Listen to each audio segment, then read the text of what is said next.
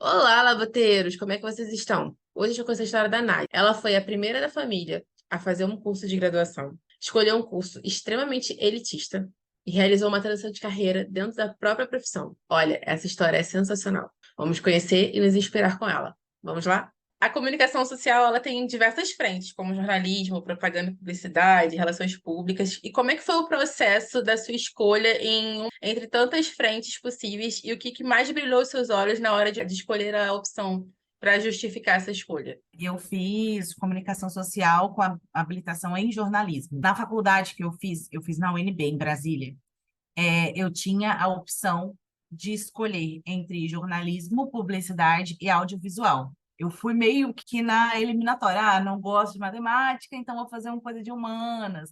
E eu lembro que eu achava muito bonito as pessoas, os jornalistas fazendo passagem, né, na frente dos lugares. Então eu achava bonito, jornalismo de televisão e tal.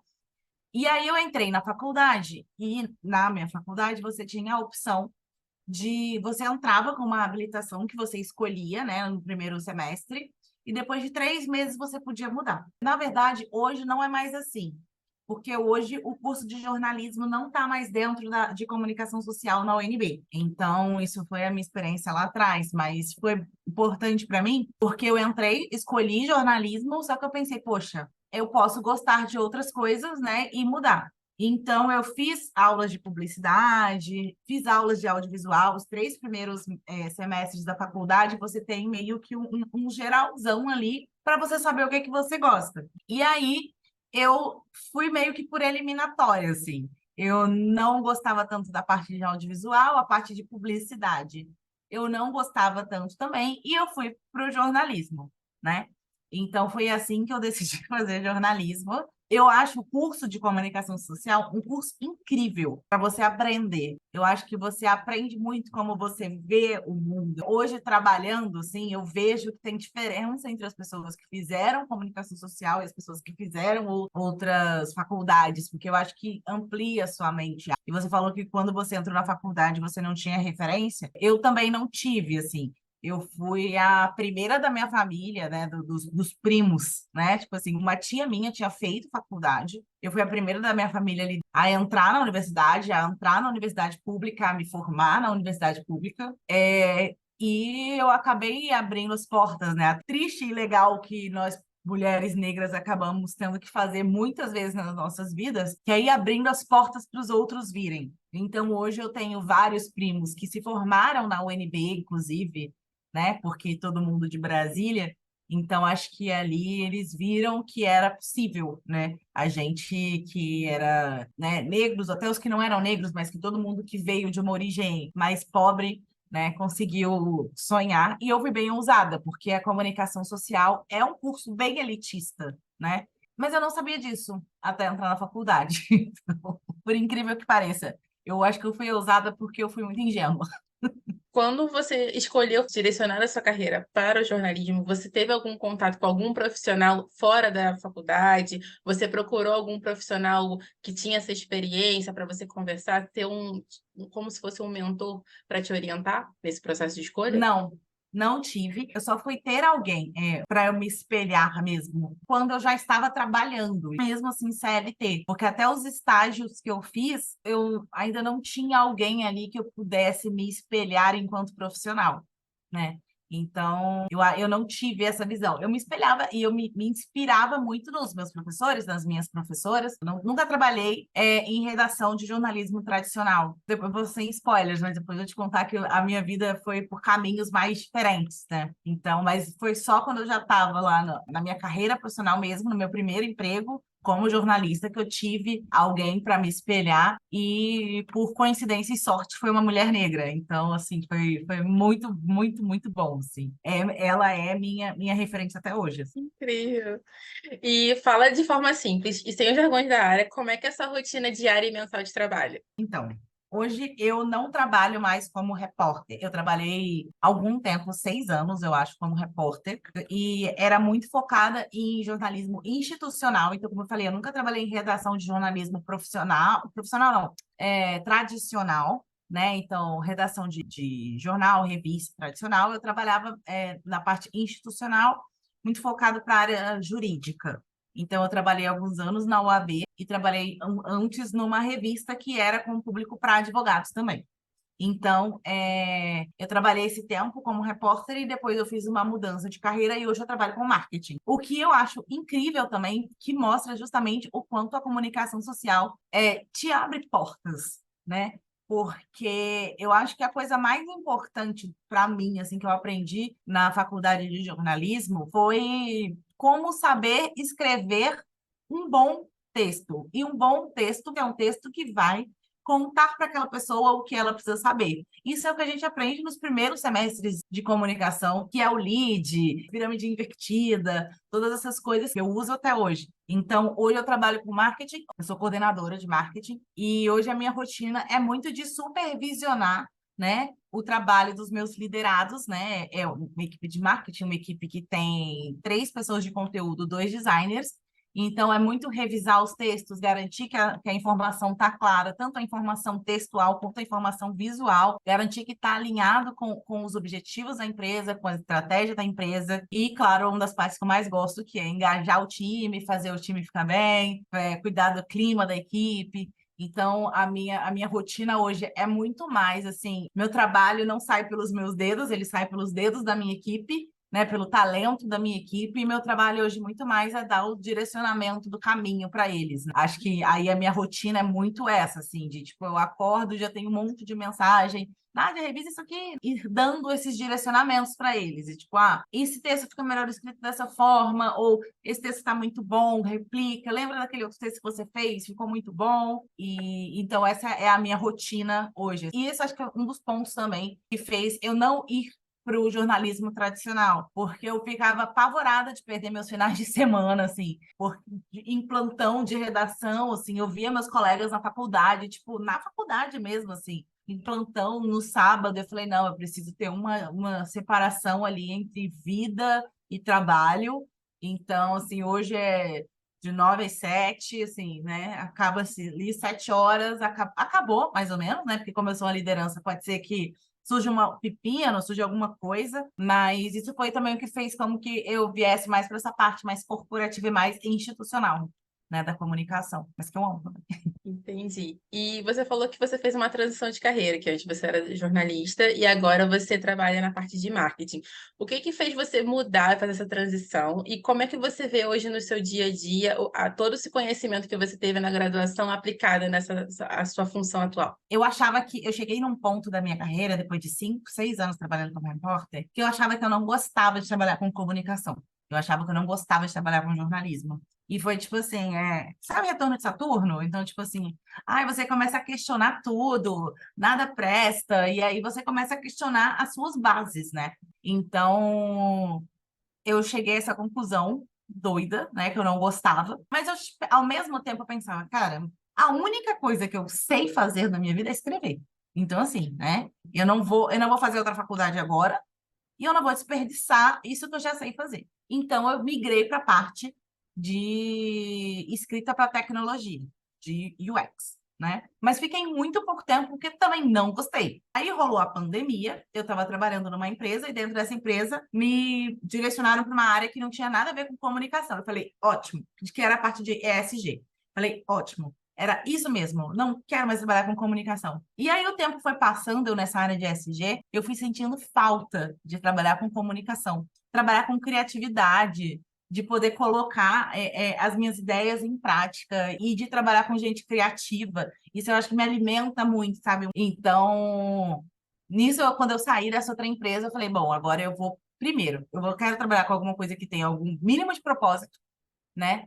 E quero voltar a trabalhar com comunicação. Aí foi nisso que eu entrei nessa empresa que eu estou agora, que é um grupo de educação. Então, assim, a gente trabalha com educação é muito gostoso, né? E eu acho, assim, que todos os dias eu uso os conhecimentos que eu tive na faculdade, assim. Eu acho que todos esses conhecimentos de hierarquia de informação, eu acho que é a coisa que eu mais uso, porque na internet, a gente está constantemente competindo pela atenção das pessoas. Nós não somos o único e-mail que as pessoas recebem, nós não somos a única página que as pessoas seguem no Instagram. Então, se você não prioriza aquilo que você quer que a pessoa saiba, você nunca vai garantir, né, que a pessoa vai ler, vai entender, vai saber, mas você consegue ter um pouco mais de controle, de noção de que a sua parte, pelo menos, você fez. Você colocou o mais importante em destaque. Então, assim, se a pessoa... Eu trabalho hoje na parte de comunicação interna. Uma das áreas que eu supervisiono, né, que eu coordeno, é a de comunicação interna. Então, se a pessoa precisa saber que ela tem que trocar o plano de saúde dela, a gente tem que garantir que ela vai conseguir entender ali, lendo aquele texto e tal. Então, eu acho que essa parte toda de hierarquia de informação é algo que eu uso muito, que eu acho que às vezes fica muito em falta nos textos que a gente lê na internet. Por falta das pessoas, eu acho, terem essa noção ali de o que é prioridade. Eu acho que o que é notícia, o que é importante. Acho que toda essa questão de valor notícia, do que é importante, do que não é importante, do que é importante para um. Hoje mesmo, assim, eu tive um pequeno embate com uma área que eles estão para lançar um projeto. E tudo a gente, na comunicação interna, a gente lança pela newsletter. Eu falei, cara, a gente manda muito e-mail, as pessoas não leem, vamos juntar tudo, concentrar. E aí o pessoal falou, não, mas a gente tem que dar mais destaque, não sei o que. E eu falei para ele, olha, tudo de todo mundo é importante. Assim, se todo mundo achar que o seu é o mais importante, a gente vai ter que mandar e-mail de tudo. E a sua caixa de e-mail vai ter um monte de e-mail de tudo e você não vai ler nenhum. Então, aí ele conseguiu entender, mas eu acho que essa noção, sabe, de tipo, de ter esse jogo de cintura de entender, olha, tem algumas coisas que são estratégicas, mas assim, o que é muito importante para você, às vezes não é a coisa mais importante, então tem que falar de uma forma fofinha, né? Mas eu acho que foi isso, assim, quando eu estava na faculdade, eu queria fazer revista, afinada revista. Né, que não existe mais hoje. Eu acho que se você for na faculdade de jornalismo, as pessoas vão falar que elas querem trabalhar com a Branca Viana, no Rádio Novelo, ou com o Chico Felice. Então, ou na Globo, né? Porque sempre vão querer trabalhar na Globo. Mas acho que, assim, em revista não tem mais. Eu queria trabalhar, e eu tinha vontade de trabalhar com... Eu sempre gostei dessa parte mais de entretenimento. Então, eu tinha vontade de trabalhar na Capricho, nessas revistas adolescentes e tal, porque eu achava muito legal e eu achava que era um lugar onde se podia fazer a diferença, assim. A minha Capricho, na época que eu cresci, era aquela Capricho tóxica, do tipo assim, eu achava, assim, que dava para fazer a diferença ali um pouquinho. Enfim, não fui para Capricho, mas aí eu tive também um pouco de noção de identidade visual, dessa parte visual, de diagramação e tal, que me ajuda hoje supervisionando dois designers. Então eu acho que assim, sem querer romantizar, né? Porque a gente sabe que a área de comunicação é uma área muito difícil, é uma área, como a gente falou, muito elitista, né? É uma área em que, por ser elitista, os salários geralmente são muito baixos, porque tem um monte de gente querendo fazer. Essa é a minha teoria. Não sei se é a verdade. Tem um monte de gente querendo fazer, tem gente que quer fazer por esporte, porque não precisa de grana, e aí, tipo assim, tem grana da família e faz e aceita ganhar pouco, assim, sabe?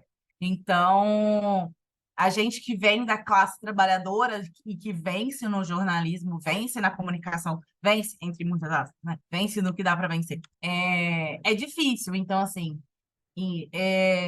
Mas eu acho o curso de comunicação um curso muito bom para você ter essa visão de mundo total, né? Mais geral, mais holístico. Em alguns momentos da vida eu me arrependi de fazer comunicação, mas hoje eu não me arrependo, não. Hoje eu acho que foi o caminho certo.